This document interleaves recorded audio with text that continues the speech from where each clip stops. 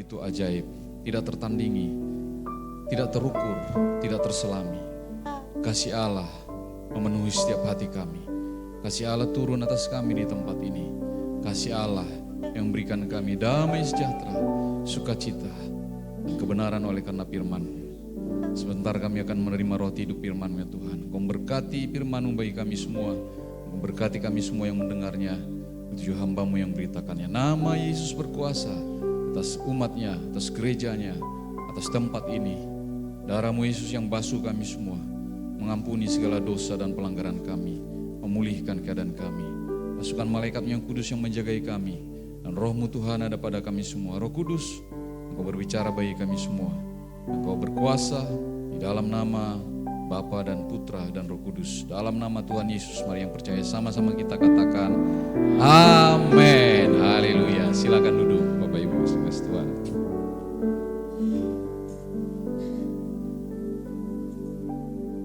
Salam Bapak Ibu. Yuk kita akan masuk dalam firman Tuhan. Pagi hari ini kita akan mendengar firman Tuhan di dalam judulnya kuasa orang Kristen berasal daripada Allah melalui Roh Kudus. Kuasa orang Kristen berasal daripada Allah melalui Roh Kudus. Sudah tampil di situ? Ya. Kita lihat di dalam 1 Tawarik 29 ayat 11 sampai dengan ayat yang ke-12. Di sana enggak muncul ya? Di layar. Oh, udah.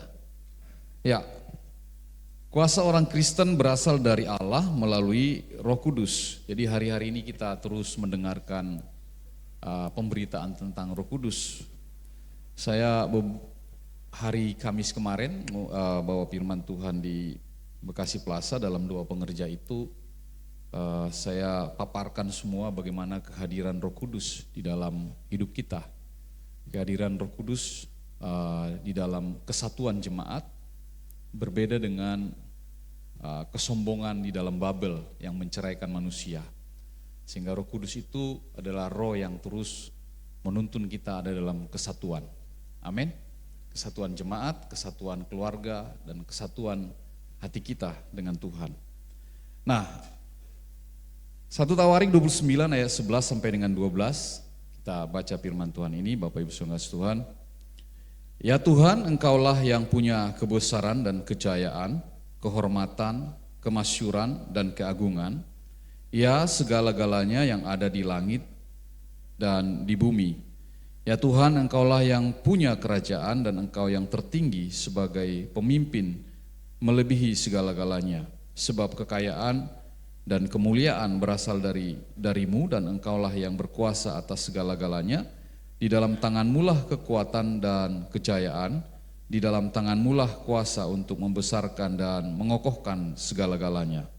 Jadi Allah itu adalah sumber tertinggi dari kekuasaan, segala kuasa ada di tangan daripada Allah dan semuanya bergantung daripada Dia. Nah, di sini kita lihat bahwa tidak ada kuasa yang bisa menandingi kuasa Allah, katakan amin. Nah, tidak ada kuasa yang bisa menandingi kuasa Allah. Jadi kalau kita pergi ke kuasa-kuasa yang lain, itu serap-serapnya, apa namanya itu? Itu enggak ada tandingannya, itu enggak standing dengan Allah. Itu sebabnya kita harus bergantung penuh kepada kuasa Allah itu.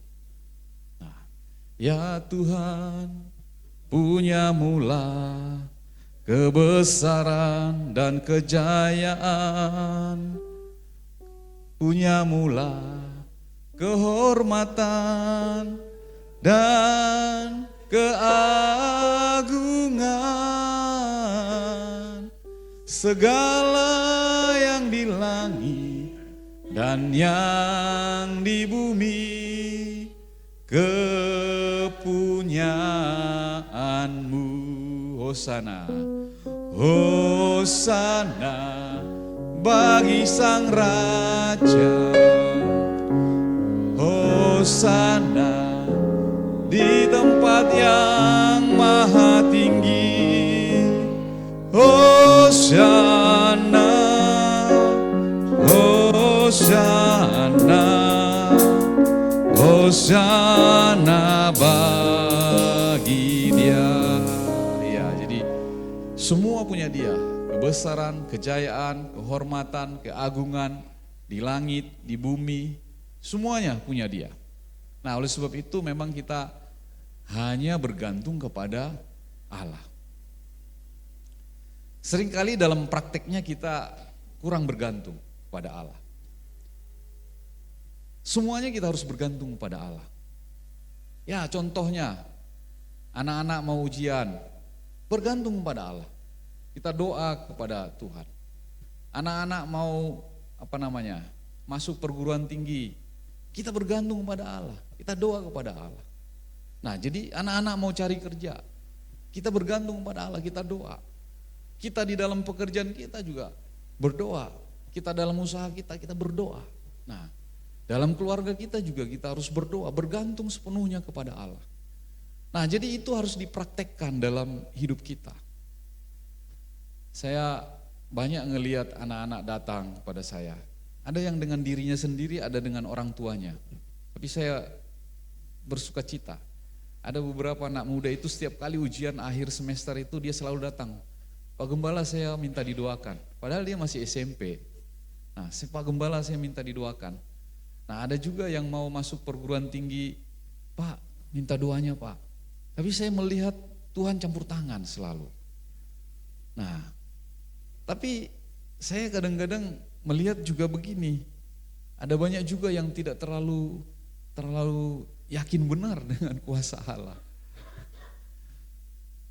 Saya punya anak perempuan yang nomor 3 itu, waktu itu saya, ya mohon maaf bukan mengecilkan artinya dia ya, tapi saya waktu pergi ke Inten itu saya lihat, ya saya agak khawatir lah ya, wah ini anak saya ini kayaknya nilainya ini mau tembus kemana lah ini ya gitu. Tapi saya dorong terus hati saya untuk tersungkur pada Tuhan, dan setiap pagi itu saya minta Tuhan, dia pasti diterima di perguruan tinggi negeri. Satu kali saya lagi berdoa itu, sepertinya jawaban itu datang menguatkan hati saya. Pasti dia diterima perguruan tinggi terbaik. Tapi hati saya setelah doa itu, puji Tuhan, cuman bener gak ya? Bener gak ya? Masa sih nilai dia di bimbingan belajar itu nggak terlalu bagus, bener gak ya gitu? Tapi saya menanti-nantikan itu, setelah saya mendengar suara itu, ya dia diterima di perguruan tinggi terbaik. Bener gak ya? Tapi saya terus doakan, gumuli terus. Tapi saya bilang, ya sudahlah, ke tanganmu Tuhan. Nah, dan pada akhirnya dia diterima tidak jauh-jauh, karena memang saya kepingin dia nggak boleh jauh gitu. Dia selalu kepingin jauh, tapi selalu saya bilang, jangan Inang, saya rindu sama kamu nanti. Saya nggak mau lagi jauh-jauh ke Surabaya, kemana, aduh saya capek, saya bilang gitu. Dulu anak saya kan di Surabaya, per 3 bulan saya harus pergi ke sana, aduh capek banget naik mobil itu bisa 11-12 jam. Nah, bisa naik pesawat, tapi kalau udah pesawat nanti di sana mau cari mobil kan susah, mau kemana-mana. Walaupun saya banyak teman di sana, tapi nggak enak. Kalau satu kali saya pergi ke sana, pinjam mobil teman, dikasih mobil Alphard. Nah, anak saya mau naik mobil Alphard kemana-mana, nggak enak Pak katanya. Akhirnya teman saya, Lim, mobilnya bawa balik dah, saya mau naik mobil biasa aja lah, saya bilang gitu. Nah, karena saya lama punya teman di sana, punya usaha sama di Surabaya. Jadi ya kalau saya datang dikira ya dikasih Alphard gitu, jadi nggak dikasih mobil biasa karena dikiranya bos yang datang. Nah, tapi capek juga ya kalau perjalanan jauh. Nah, doa itu bisa mengubah segala sesuatu. Doa itu bisa mengubah yang tidak mungkin menjadi mungkin, Bapak Ibu. Tapi doa itu datang daripada kuasa Allah. Seringkali kita ragu dengan itu. Seringkali kita ragu. Tapi hari ini di dalam suasana Pentakosta ini kita diingatkan kembali bahwa kita hanya bisa bergantung kepada Dia karena semuanya datang daripada Dia. Amin Bapak Ibu. Nah kalau hari ini kita ditambahkan umur 1 tahun, saya hari ini ulang tahun Bapak Ibu. Nah, ya sebenarnya saya itu jujur karena dari kecil nggak pernah dirayakan ulang tahun. Jadi sebenarnya ulang tahun itu biasa saja buat saya. Nah jadi tapi ya karena saya gembala mungkin Bapak Ibu merasa spesial. Nah, istri saya bilang, kamu ulang tahun yang 55 loh katanya, spesial loh dibilang. Ya harusnya bikin acara lah dibilang gitu. Aduh ini ekonomi lagi begini. Ekonomi lagi tidak baik-baik, kalau kita ini gimana ya saya bilang gitu.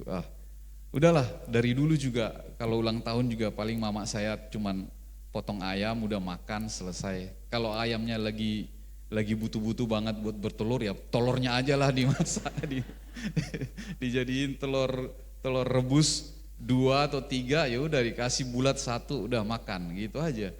Tapi memang yang penting bagi kita bagaimana kita sepanjang tahun itu hidup benar di hadapan Tuhan, sehat dan kita memperoleh kasih Tuhan, hal-hal yang kita kerjakan dibuatnya berhasil dan beruntung. Amin Bapak Ibu. Nah, baik saya lanjutkan ayat firman Tuhan ini. Slide yang ketiga. Di dalam perjanjian lama itu Allah menceritakan atau Alkitab menceritakan bahwa Allah memberikan kuasanya kepada mereka yang lemah. Nah, jadi nanti kita lihat perbedaan perjanjian lama dengan perjanjian baru, tapi itu selalu berhubungan. Nah, Allah memberikan kuasanya kepada mereka yang lemah. Yesaya 40, itu kelewatan kayaknya, ini sebelumnya. Ya itu. Yesaya 40 ayat 29, tolong tampilkan dulu Yesaya 40 ayat 29. Lebih enak di sana ya, di layar ya. Ya itu dia, daripada saya buka sini. Dia memberikan kekuatan kepada yang lelah dan menambah semangat kepada yang tiada berdaya. Jadi kalau dulu di dalam perjanjian lama itu Allah memberikan kuasanya tidak seperti sekarang loh. Kita menikmati dengan mewah kuasa ilahi itu. Kalau zaman dulu hanya tertentu yang lemah, itu diberikan kekuatan supaya mereka semangat dalam hidupnya.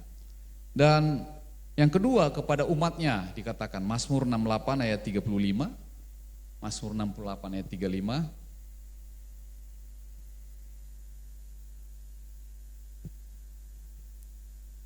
Ya, kita tunggu dulu. Ya, Allah adalah dahsyat dari dalam tempat kudusnya, Allah Israel, dia mengaruniakan kekuasaan dan kekuatan kepada umatnya, terpujilah Allah. Nah jadi pada saat itu Allah menyatakan dirinya kepada jemaatnya, kepada orang Israel yang ketika mereka dalam perjalanan kembali dari atau keluar dari tanah Mesir itu, dia memberikan kekuasaannya dalam bentuk tiang awan dan tiang api dan hadiratnya di dalam kehadiran tabut Allah itu. Tapi juga dia memberikan kekuatan bagi umatnya supaya mereka beribadah. Sehingga di dalam perjanjian lama yang kita lihat banyak adalah bagaimana kita mencintai Tuhan, beribadah kepada Tuhan. Nah itu perjanjian lama Bapak Ibu. Jadi sebenarnya perjanjian lama itu mengajar kita bagaimana kita beribadah kepada Tuhan. Nah sehingga nanti di perjanjian baru tidak lagi kita mau lagi ke sana, tapi kita sudah dalam perjalanan step yang berikutnya. Nah kemudian dikatakan Allah memberikan kuasanya kepada raja. Jadi orang-orang yang dipilih di dalam 1 Samuel 2 ayat 10 itu, nah Allah memilih seseorang untuk menjadi raja. Dimulai dari raja yang pertama yaitu Saul.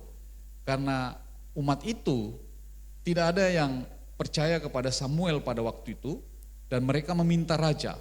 Dan pertama kali Tuhan memberikan raja kepada orang Israel yaitu Saul. Setelah Saul, Daud. Setelah Daud, Salomo. Setelah Salomo baru pecah Yerobeam dan anaknya daripada Daud, siapa itu? Rehabeam. Dan Rehabeam selanjutnya Raja Yehuda, Yerobeam selanjutnya Raja Israel. Semua itu datang dari Tuhan, dia pilih. Nah kemudian, saya baca dulu. Orang yang berbantah dengan Tuhan akan dihancurkan atas mereka. Ia mengguntur langit, Tuhan mengadili bumi sampai ujung-ujungnya. Ia memberi kekuatan kepada raja yang diangkatnya dan meninggikan tanduk kekuatan orang yang diurapinya. Jadi dia kalau sudah urapan itu tidak bisa lepas. Itu sebabnya Saul walaupun dalam perselisihan dengan Daud tetap menghargai. Dia tidak membunuh Saul karena dia tahu dia orang yang diurapi Tuhan. Nah, sama halnya Bapak Ibu kalau kita diurapi di tempat ini dengan penumpangan tangan, itu sekaligus juga mengobarkan karunia-karunia daripada Roh Kudus itu turun kepada kita. Orang yang tidak bisa berkhotbah bisa berkhotbah, orang yang tidak bisa nyanyi, orang yang tidak berani melayani bisa melayani. Itu semua karunia-karunia Roh Kudus di dalam penumpangan tangan. Itu tidak bisa ditarik kembali, tapi engkau bertanggung jawab terhadap karunia itu untuk dikobarkan. Itu sebabnya Rasul Paulus berkata kepada Timotius supaya dia mengobarkan karunia-karunia yang dia peroleh itu lewat penumpangan tangan yang dilakukan oleh Paulus kepada dia. Nah, supaya apa? Supaya di dalam perjanjian baru kuasa ilahi itu bukan untuk diri kita, tapi untuk keselamatan. Nanti kita lihat berikutnya.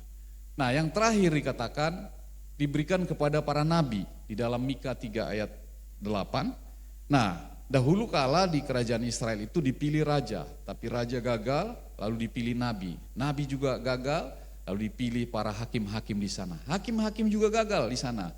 Lalu kekristenan atau masa itu adalah masa kegelapan di dalam 400 tahun setelah kitab Maleaki. Maleaki sampai dengan Yesus Kristus datang lahir itu tuh ada 400 tahun. Masa senggang pada saat itu. Tidak ada raja, tidak ada nabi, tidak ada hakim, dan tidak ada siapa-siapa. Itu sebabnya diberikan kitab itu kepada Maleaki untuk mengingatkan kembali orang Israel. Dan setelah itu baru Yesus Kristus lahir, datang ke bumi. Nah, Mika 3 ayat 8, tetapi aku ini penuh dengan kekuatan, dengan roh Tuhan, dengan keadilan dan keperkasaan untuk memberitakan kepada Yakub pelanggarannya dan kepada Israel dosanya. Nah, para nabi diberikan kekuatan juga. Nah, sekarang kita lihat bagaimana kuasa Allah itu di dalam perjanjian baru, slide berikutnya. Nah, kuasa Allah tidak terbatas, tercurah dalam berbagai aspek kehidupan umatnya melalui Injil. Jadi sekarang kuasa itu diberikan kepada kita sudah lewat Injil Bapak Ibu. Karena dengan Injil maka berita keselamatan itu manusia sudah diperdamaikan dengan Tuhan sehingga setiap orang memperoleh kuasa. Itu sebabnya kisah para rasul itu dikatakan maka kepada setiap kita akan diberikan kuasa. Amin. Untuk memberitakan Injil. Jadi sekarang kuasa itu tidak lagi seperti dalam perjanjian lama supaya umatnya dikuatkan untuk beribadah kepada Tuhan. Tapi sekarang engkau sudah mengerti cara beribadah, engkau sudah menjadi orang yang percaya, kuasa itu diberikan untuk keselamatan bagi jiwa-jiwa.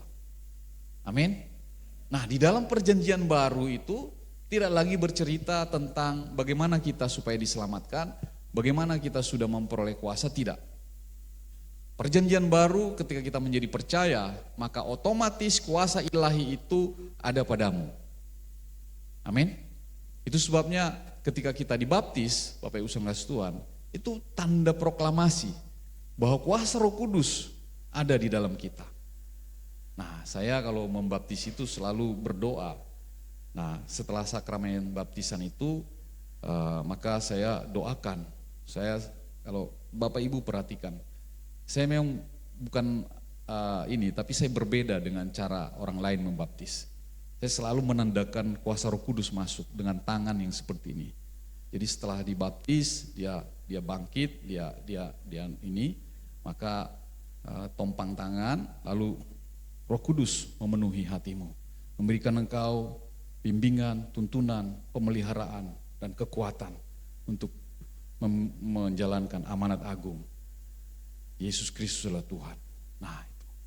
Jadi kalau kita sudah menjadi orang percaya, kita ini otomatis sudah diberikan kuasa oleh Roh Kudus. Amin. Percayakah engkau kiri kanan coba lihat ada kuasa enggak di dalamnya? Pasti ada kuasa. Pasti. Setiap orang percaya di dalam perjanjian baru, maka dia pasti memperoleh kuasa. Amin. Nah, setiap orang percaya di dalam perjanjian baru, pasti dia memiliki kuasa. Nah, tapi Bapak Ibu, kuasa itu seperti satu alat yang harus kita pakai. Kalau alat itu nggak dipakai, maka nggak akan ada gunanya. Amin. Nah, tapi alat itu harus diperuntukkan untuk apa? Untuk tujuannya Tuhan. Nah, jadi kalau lagu sekolah minggu supaya ada pistolnya dor itu sebenarnya melawan musuh. Nah, jadi setiap yang mau melawan kita, menghalangi kita untuk memberitahukan keselamatan bagi orang lain, tembak dengan kuasa itu. Amin. Nah, jangan takut. Jangan takut. Tapi kebanyakan orang Kristen kan banyak takut.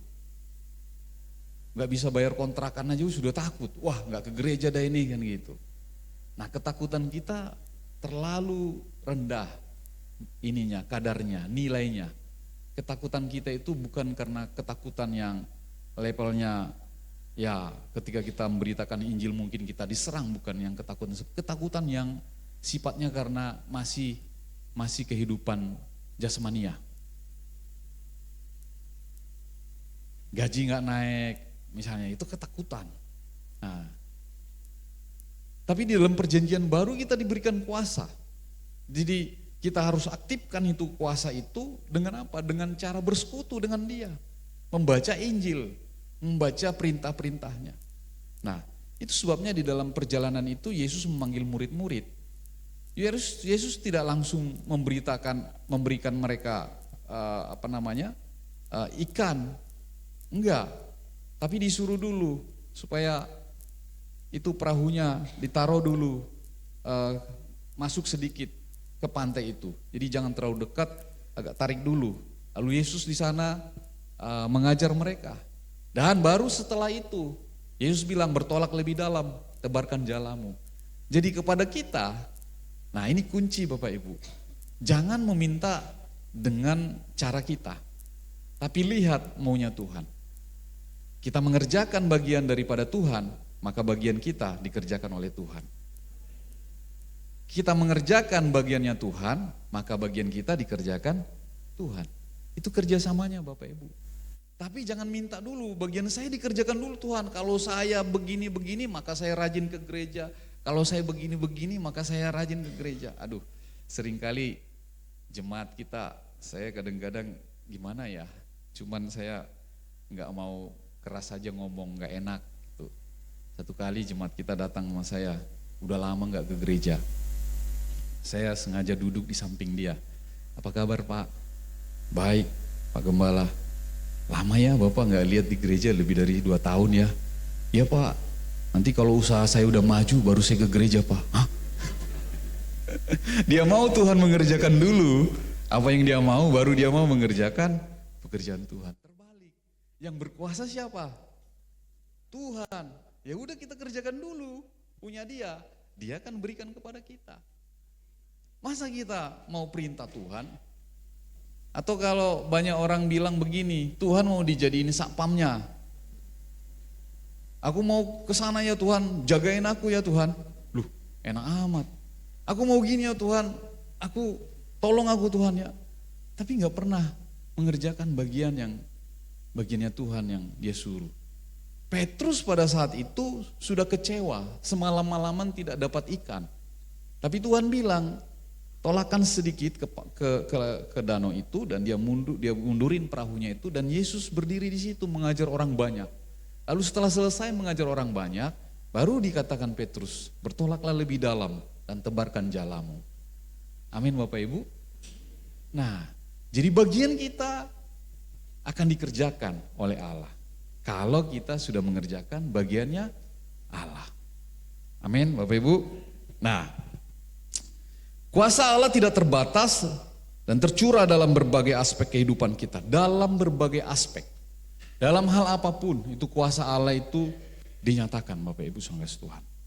Nah yang paling penting kita mengerjakan dulu bagiannya Allah. Maka bagiannya kita akan dia ambil alih. Mungkin itu tidak tidak segera Bapak Ibu, tapi bertahun-tahun harus kita tetap kerjakan. Karena itu cara Allah untuk membuat kita terus terikat dengan Dia. Saya, Pak Pur, ini punya anak yang special need. Nah, orang bilang autis. Nah, tapi saya menyadari itu lama, beberapa tahun yang lalu, 20 tahun lebih lah. Ketika kita bawa ke dokter dan dokter bilang, oh dia sakit, dia ini anak autis. Kita itu sebenarnya pada waktu itu, waduh gimana ini ya, kok bisa begini.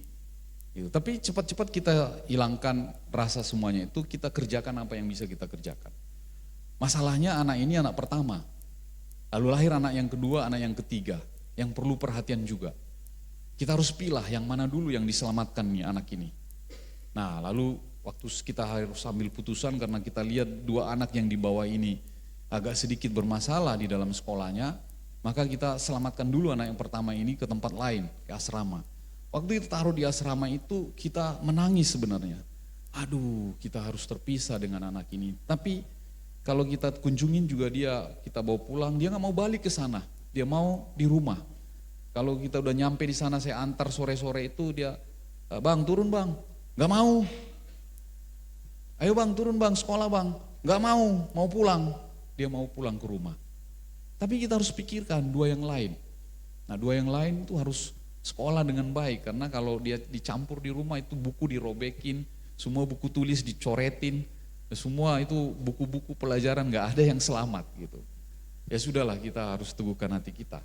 Tapi ingat Bapak Ibu, kita harus terus berdoa kepada Tuhan. Dan puji Tuhan setelah anak dua ini selesai dalam artian sudah selamat, sudah kerja, sudah masuk perguruan tinggi negeri, ya udah kita ambil lagi nih anak. Sekarang kita berusaha terus mendekatkan diri. Tapi puji Tuhan, saya bersyukur sama Tuhan, banyak hal yang Tuhan bukakan. Sehingga hari ini saya menerima anak yang special need ini sebagai satu cara Tuhan untuk saya selalu ingat bahwa Tuhan itu penuh kuasa. Nah, jadi Bapak Ibu kalau ada masalah, jangan pernah menuduh Tuhan atau menganggap Tuhan tidak baik. Tapi itu cara Tuhan supaya kita bisa terus ada di dalam rencananya Tuhan. Bayangkan kalau kita kebablasan. Kesombongan adalah dosa yang paling dibenci Tuhan. Bayangkan kalau kita ada di titik itu. Tuhan menjadi lawan kita. Wow, Daud bilang, janganlah aku jatuh di tangan Tuhan. Biarlah aku dihukum daripada aku jatuh di tangan Tuhan. Kalau sudah jatuh di tangan Tuhan, Bapak Ibu, maaf. Tidak ada keselamatan lagi bagi kita. Tapi baiklah kita menerima kasih-Nya Tuhan. Amin Bapak Ibu. Nah, jadi Injil adalah kuasa Allah bagi keselamatan. Jadi ketika kita di dalam perjanjian lama berbicara tentang bagaimana kita beribadah, sekarang tidak lagi seperti itu Bapak Ibu. Jadi sebenarnya kalau kita datang beribadah begini masih banyak kursi kosong. Ini bukan cara-cara Tuhan. Ini sudah cara-cara yang lama. Cara yang baru adalah bagaimana mengobarkan Injil ini. Supaya berita keselamatan itu diterima oleh banyak orang. Sehingga orang-orang juga menjadi selamat Bapak Ibu saudara Tuhan. Bukan lagi tata cara beribadah, tapi dalam perjanjian baru bagaimana Injil itu adalah kekuatan untuk keselamatan. Amin Bapak Ibu. Nah Roma 1 ayat 16, kita baca ayatnya saja. Roma 1 ayat 16. Kamu juga termasuk di antara mereka, kamu yang telah dipanggil menjadi milik Kristus. Jadi milik Kristus itu Bapak Ibu saudara Tuhan bukan berarti kita mau merengek-rengek lagi seperti anak kecil, bukan. Kalau kita sudah menjadi milik Kristus, kita sudah menjadi seseorang yang dewasa. Amin. Seseorang yang dewasa. Dari anak-anak muda engkau sudah mulai kau melayani Tuhan. Mulai memberitakan Injil. Beruntung banyak anak-anak muda di sini yang melayani. Saya, ya David, Roland, Bang Julian tuh dari SMP saya tahu di sini tuh melayani. Ya dari SMP ya, di sini. Saya sebenarnya cemburu sama mereka ini secara rohani ya. Saya itu sampai SMA nggak pernah ke gereja Bapak Ibu. Entah gimana Tuhan jadiin saya gembala di tempat ini. Saya sampai SMA, saya nggak pernah injak gereja. Karena gereja kita masih gereja yang lama ya, di sebelah situ. Jadi saya nggak pernah ke gereja. Kenapa? Nggak ada sepatu, nggak baju nggak ada, nggak baju baru nggak ada. Jadi baju yang ya sekedarnya aja. Jadi mau ke gereja itu nggak berani. Dan satu lagi, saya trauma di gereja. Karena dulu waktu kecil di gereja itu ternyata kita anak-anak kecil itu kan musuhan. Kalau musuhan itu tangan harus begini. Kalau tangan begini, buk dari belakang gitu. Namanya musuh bab-bab. Nah, buk gitu. Kadang kita lupa begini di gereja loh, duduk begitu harus begini loh. Kita lupa begini, ditendang dari belakang sama anak-anak. Dari situ saya nggak pernah lagi mau ke gereja, Bapak Ibu. Makanya jangan bermusuhan di gereja ya. Jangan Bapak Ibu, jangan bermusuhan.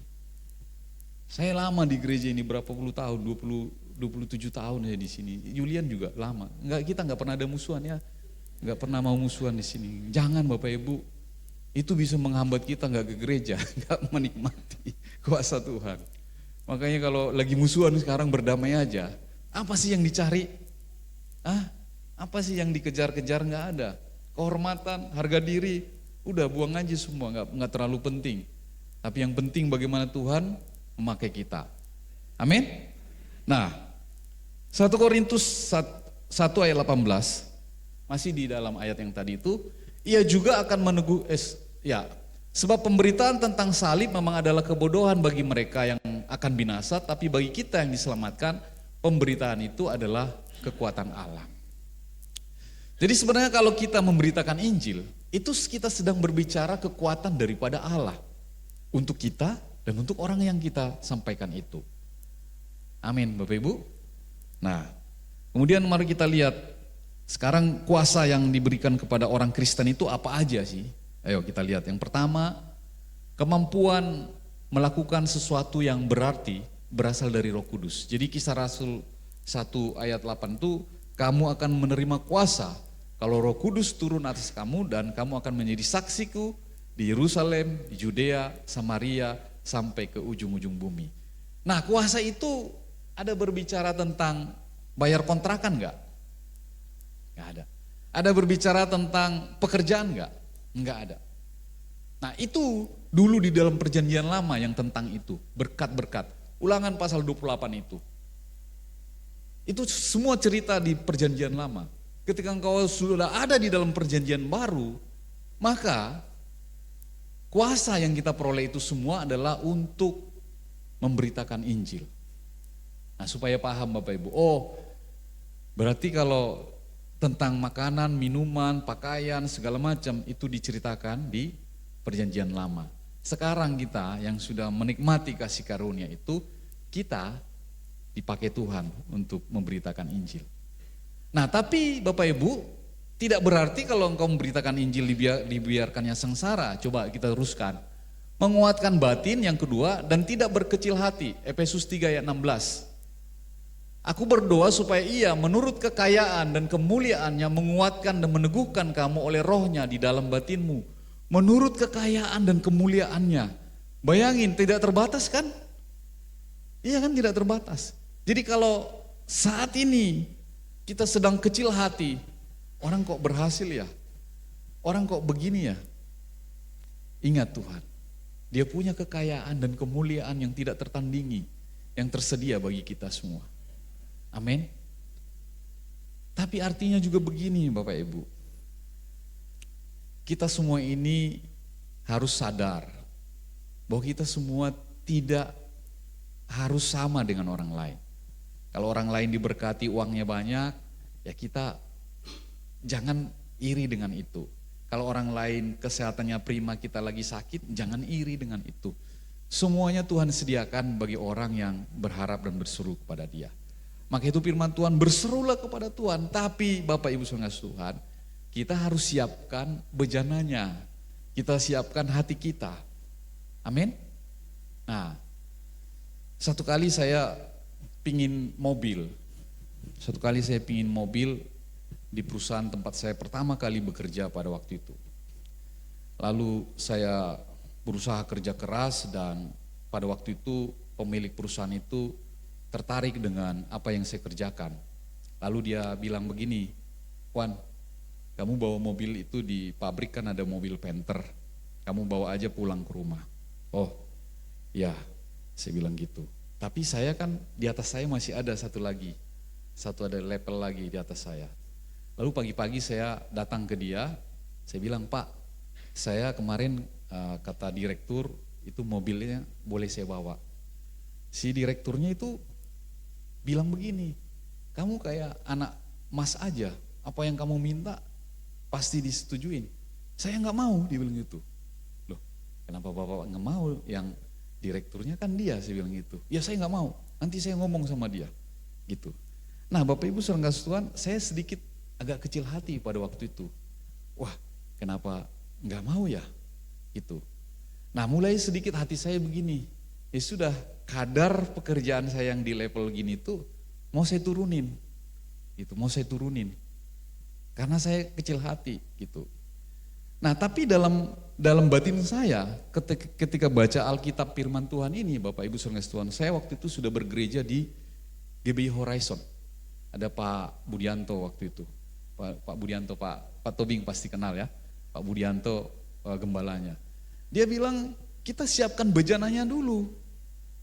Kalau air itu mau dicurahkan, itu gelasnya harus tersedia dulu supaya ada tampungannya. Saya mikir-mikir, iya juga ya, waktu hari Minggu itu pulang saya dari gereja, iya juga ya.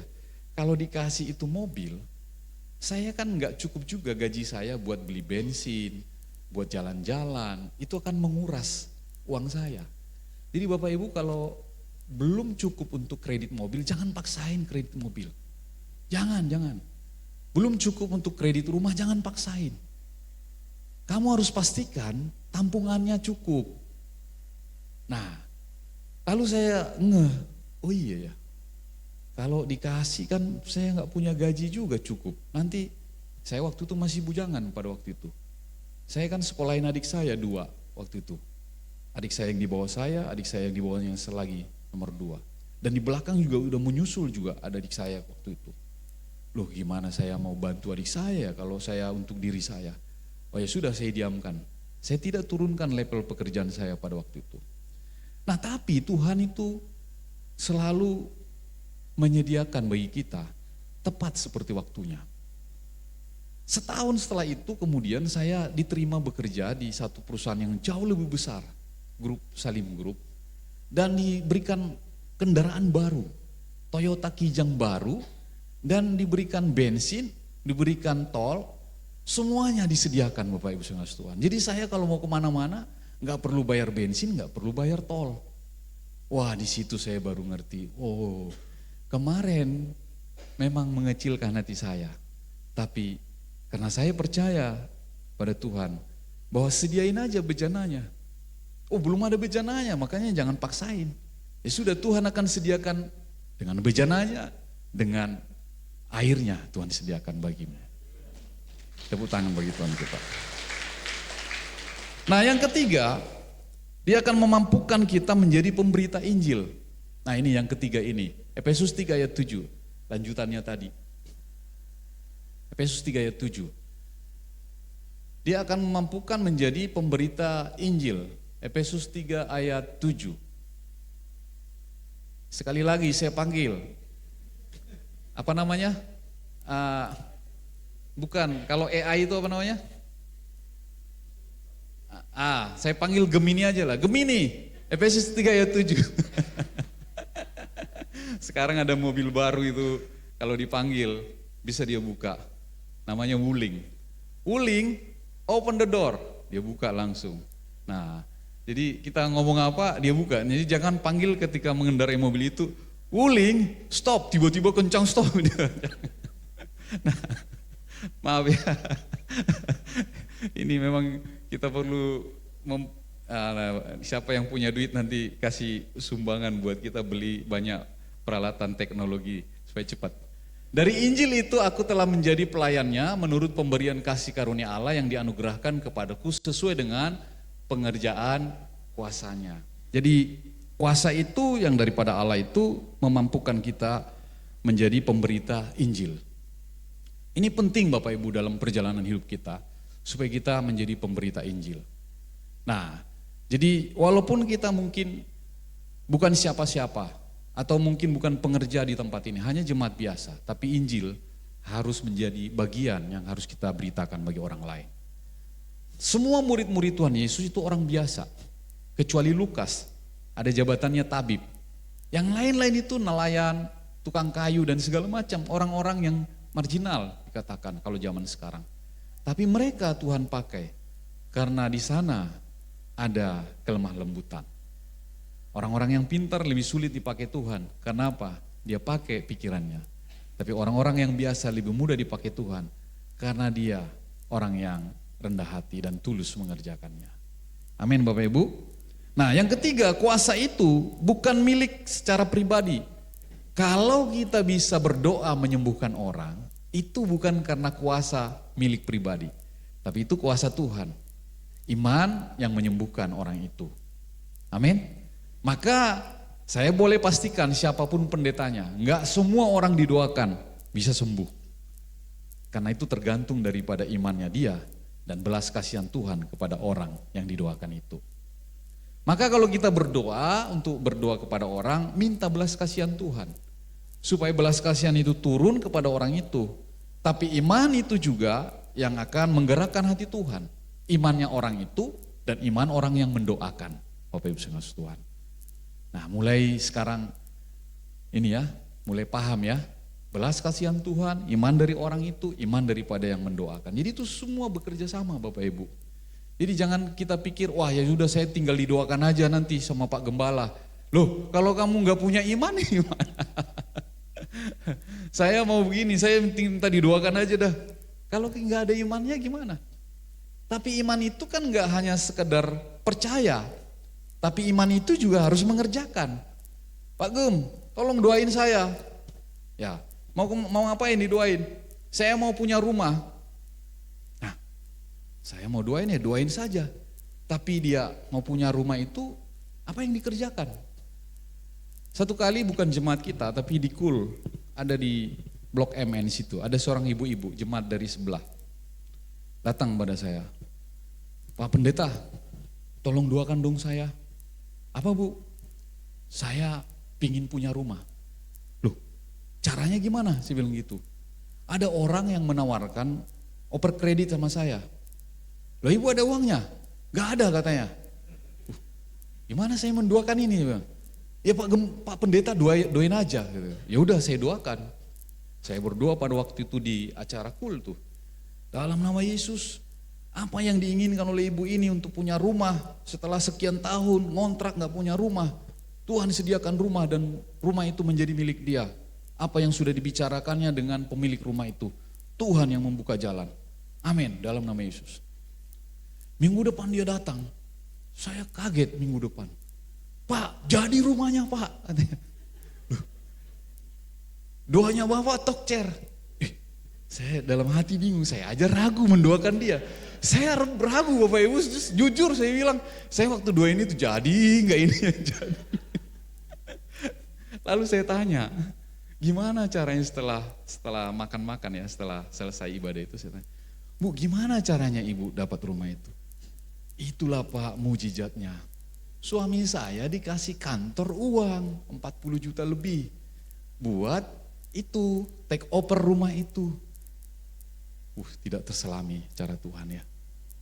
Tidak terselami cara Tuhan. Nah di situ saya, iya ya. Saya ragu dia beriman. Belas kasihan Tuhan turun. Saya beriman dia ragu bisa juga loh. Iya kan? Jadi iman dari yang mendoakan, iman dari yang didoakan. Nah, maka itu Bapak Ibu jangan pernah ragu. Pak Gem doain saya Pak Gem. Entah saya yang beriman, entah kamu yang beriman. Mana yang dilihat Tuhan? Jadi. Amin. Maka jangan ragu-ragu kalau didoakan. Saya kalau doain yang ulang tahun itu saya berharap banget. Tuhan biar sepanjang tahun ini dia menikmati Tuhan. Tapi juga iman yang didoakan juga berharap enggak. Tapi saya juga jujur sebagai gembala, saya kepingin semua jemaat ini menikmati kebaikan Tuhan. Sukses, sehat, berlimpah-limpah. Tentunya saya kan gembira kalau melihat jemaat dari gak punya motor, naik motor. Dari gak punya mobil jadi naik mobil.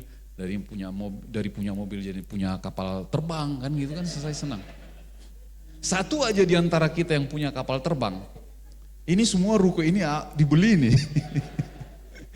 Tapi belum kesampaian dua kita. Andai kata 5 tahun yang akan datang ada di antara kita yang menjadi pemilik kapal terbang, maka gereja ini bisa dibangun lebih besar lagi. Amin.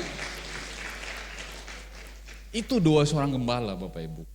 Saya doain itu selalu supaya jemaat itu berlimpah-limpah. Supaya sehat semuanya. Supaya apa yang dicita-citakannya dikabulkan Tuhan. Tapi kan itu semua ada di iman kita masing-masing. Amin Bapak Ibu. Nah berikutnya, udah berapa menit nih? 45 udah mau habis ya. Saya kenapa ya kalau khotbah di sini lama ya? Tapi saya kalau khotbah di luar itu cepat loh. Kemarin saya di plaza cepat ya. 40 menit gak nyampe udah selesai. Tapi di sini lama-lama ya. Karena saya rindu untuk ya apa ya, supaya jemaat itu semua diperlengkapi gitu. Nah itulah keinginan gembala Bapak Ibu. Nah kemudian yang kelima, memampukan menahan penderitaan dan penganiayaan. Nah penderitaan dan penganiayaan ini berhubungan dengan pemberitaan Injil ya, bukan karena kita menderita sehari-hari. Lihat di dalam 2 Timotius 7 ayat 8. Sebab Allah memberikan kepada kita bukan roh ketakutan, 2 Timotius 1 ayat 8 ya. Jadi janganlah malu bersaksi tentang Tuhan kita dan janganlah malu karena aku seorang hukuman, karena dia melainkan ikutlah menderita bagi Injilnya oleh kekuatan Allah. Jadi ini Petrus sudah contohkan. Waktu dia tulis surat ini kan surat kepada Timotius. Petrus itu lagi di penjara. Tapi Petrus itu tahu Timotius itu kan pemalu. Timotius itu sakit perut, sakit lambung. Sehingga karena dia sakit lambung, tenaganya lemas. Ada yang sakit lambung enggak? Ada yang sedang sakit lambung? Mudah-mudahan enggak ada ya, sehat-sehat semua. Orang kalau sakit lambung bisa enggak dia lari-lari? Enggak bisa, orang dia jalan aja begini-begini gitu. Nah Timotius itu sakit lambung dan dia pemalu. Nah tapi Petrus minta dia dari penjara. Aku aja di penjara ini enggak malu loh memberitakan Injil, kata Petrus. Dia minta Timotius, anak-anak rohaninya itu, supaya jangan malu. Supaya sekalipun dia menderita, sekalipun ada penganiayaan, gak usah berhenti memberitakan Injil. Jadi Bapak Ibu jangan pernah pikir gini, oh saya miskin atau saya gak banyak harta, saya mau beritakan Injil, dia orang kaya. Bukan. Injil atau berita keselamatan itu bukan karena kebendaan. Kita harus dengan berani memberitakan itu kepada siapapun orang yang belum percaya kepada Tuhan. Amin. Jangan pikir karena uangnya banyak Tuhan lebih memberkati dia. Belum sampai di sana. Mungkin iya kalau dia semuanya itu bergantung pada Tuhan. Tapi kalau dia bergantung kepada yang lain, belum Bapak Ibu saudara Tuhan. Maka jangan heran. Waktu Coyong Gicho dimulai dengan jemaat yang sakit-sakitan. Di satu pegunungan di Korea itu dia berdoa buat orang yang sakit-sakitan itu dan sembuh orang itu. Dari mulai itu, semua orang-orang, dari orang yang miskin sampai yang orang kaya sekali menjadi percaya kepada Yesus. Dari kesembuhan orang yang sakit-sakitan itu Bapak Ibu. Bapak Ibu jangan pikir orang kaya gak perlu Tuhan. Dia juga punya banyak masalah, dia juga banyak penyakit Bapak Ibu. Maka kita harus benar-benar perhatikan cara hidup kita. Jangan sampai kalau dikasih kaya makannya sembarangan, makan sana, makan sini, makan sana, makan sini. Ini selalu saya sampaikan kepada kita karena kita harus terus pelihara tubuh kita. Orang yang pelihara tubuhnya aja, dia mengalami masa tua dan degradasi. Iya kan? Saya minggu lalu pergi ke dokter. Nah, pergi ke dokter, saya rasanya udah hampir 10 tahun saya nggak pergi ke dokter. Tapi minggu lalu saya pergi ke dokter di Primaya sana. Nah, lalu dokter tanya sama saya, kenapa Pak? Wah ini saya tangan sekarang kok sakit ya, nggak bisa ke belakang begini, nggak bisa ke atas begini, saya bilang. Nah dia bilang, oh Itu namanya frozen shoulder. Kenapa ya Pak? Saya bilang gitu. Oh banyak, mungkin gerakannya salah atau apa, dia bilang gitu. Tapi kenapa sekarang ya? Saya bilang gitu. Ya nggak ada yang tahu. Terus gimana Pak? Ya bisa sembuh kalau Bapak kerjakan banyak latihan. Sembuh sendiri, dia bilang gitu. Tapi kalau enggak saya MRI dulu supaya nanti saya suntik, dia bilang gitu. Nah Bapak Ibu, saya pikir wah ya sudah MRI dulu lah. Nah, lalu dia bikin jadwal MRI, sore jam 7 saya pergi lagi ke sana mau MRI. Nah waktu nunggu saya didatangin, Pak tunggu ya setengah jam lagi ya. Wah gak ada orang, udah jam 8. Ini kok saya disuruh tunggu setengah jam ya gitu. Nah lalu saya pergi ke tempat MRI itu. Saya baca-baca di situ. Wah medan magnet tinggi dan segala macam, yang sudah punya ring jantung nggak boleh di sini gitu. Wih serem juga MRI ini. Saya nggak mau dah ini dah. Saya datang kepada itu. Bu, saya kelamaan nunggu ya. Iya Pak, dari pagi alatnya rusak katanya. Ah, jadi sekarang masih dibenerin? Enggak Pak, lagi disiapin katanya. Oh kalau gitu saya batalin aja dah MRI-nya, sih begitu. Nah saya pikir, wah batalin ya. Ya sudah batalin lah. Nah selalu pikir, ya sudah saya latihan aja dah di rumah. Saya latihan, tangan, angkat.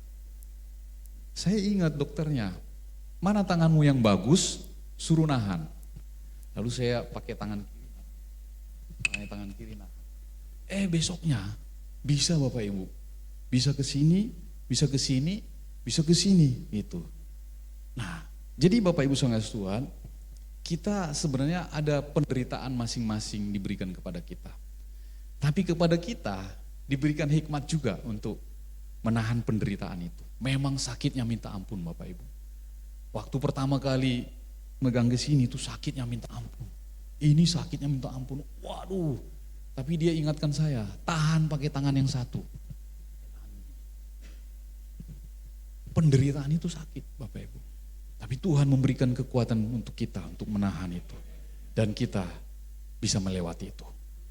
Tepuk tangan bagi Tuhan kita. Nah kemudian yang keenam, disempurnakan dalam kelemahan.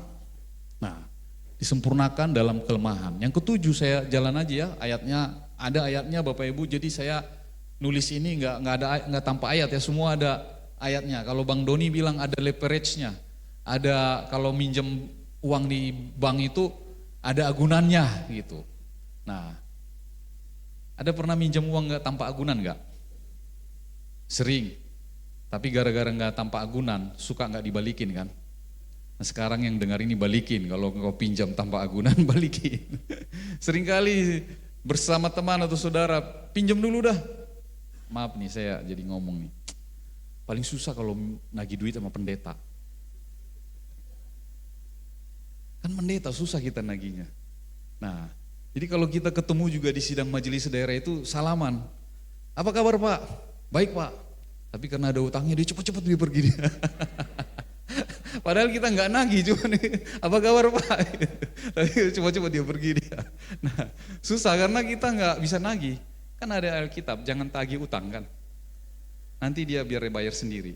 Nah, kok jadi ke utang ya? Oh, di sini.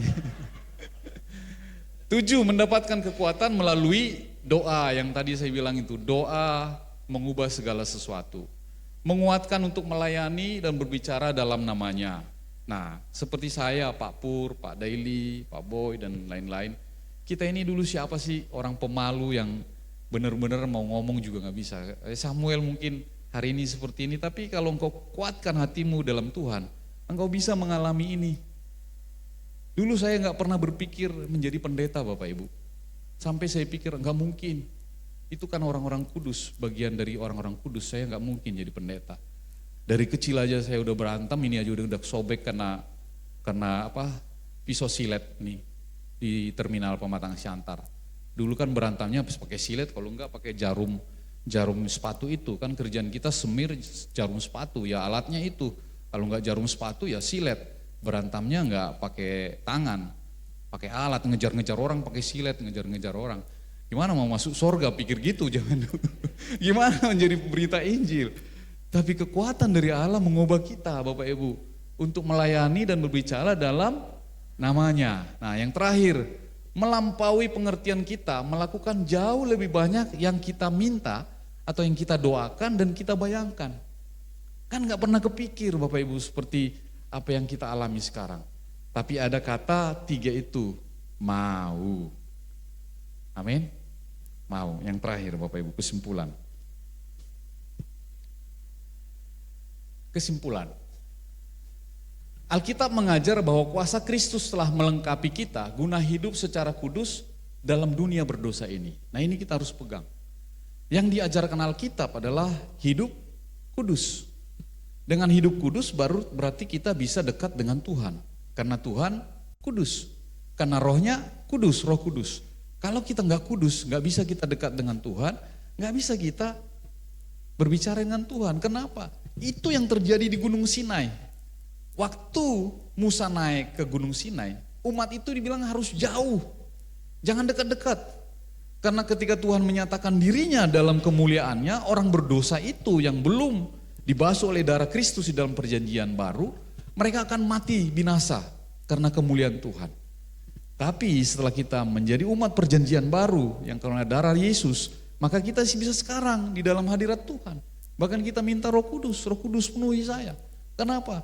Di dalam pintu hati kita ini, itu darah Yesus sudah memberikan tanda seperti Paskah perjanjian lama, darah anak domba di atas pintu rumah setiap orang, maka maut akan melewati dia. Karena kita sudah menerima basuhan darah Yesus, maka kita dilewatkan dari maut sekalipun kita sekarang ada dalam hadirat Tuhan. Amin. Nah itu bedanya Bapak Ibu. Nah jadi kalau dengan demikian, karena kuasa ilahinya telah menganugerahkan kepada kita segala sesuatu yang berguna untuk hidup yang saleh oleh pengenalan kita akan Dia yang telah memanggil kita oleh kuasanya yang mulia dan ajaib. Nah ini Bapak Ibu, ini ayat yang sangat penting. Bagaimana kita memperoleh hak untuk kita rapture, untuk kita naik ke surga. 2 Petrus 3 ayat 1 ayat 3 sampai 11. Kita baca sama-sama ya, ini penting sekali. Sampai 11 ya. 1 2 3.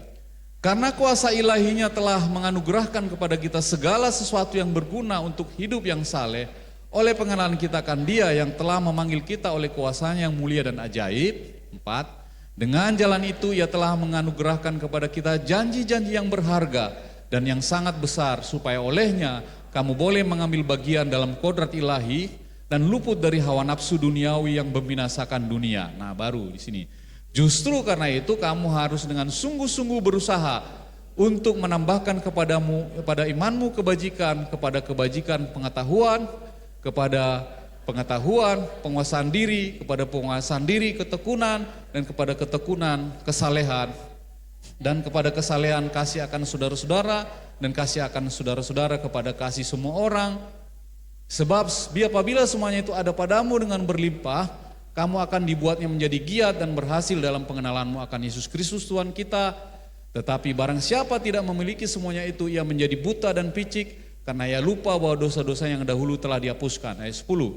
Karena itu saudara-saudaraku, berusahalah sungguh-sungguh supaya panggilan dan pilihanmu makin teguh, sebab jikalau kamu melakukannya, kamu tidak akan pernah tersandung. Dan terakhir dikatakan, dengan demikian kepada kamu akan dikaruniakan hak penuh untuk memasuki kerajaan kekal, yaitu kerajaan Tuhan dan juru selamat kita, Yesus Kristus.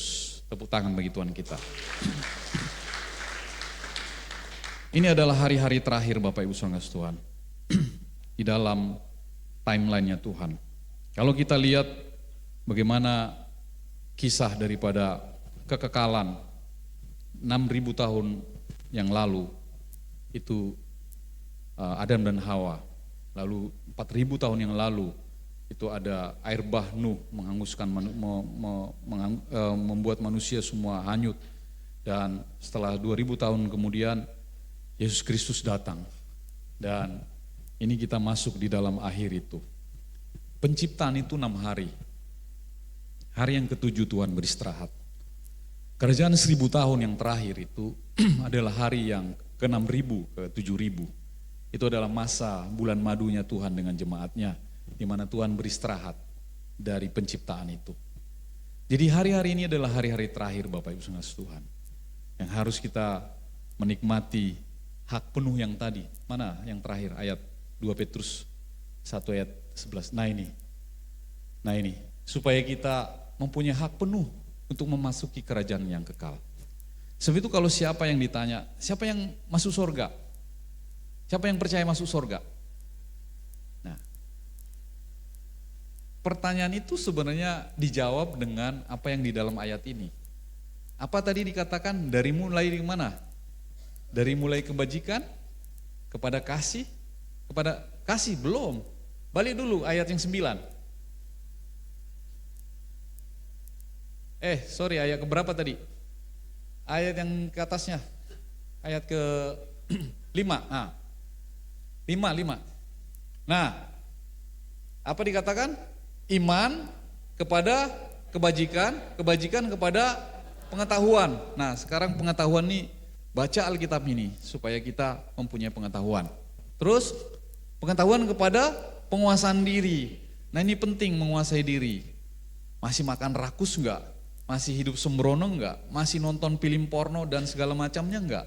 Masih apa lagi? Masih iri hati? Masih suka berantem enggak? Masih suka marah enggak? Ini semua penguasaan diri Bapak Ibu. Dulu kita mungkin pernah di sini, tapi sekarang kita harus tahan. Itu namanya menguasai diri. Suami istri masih suka berantem enggak?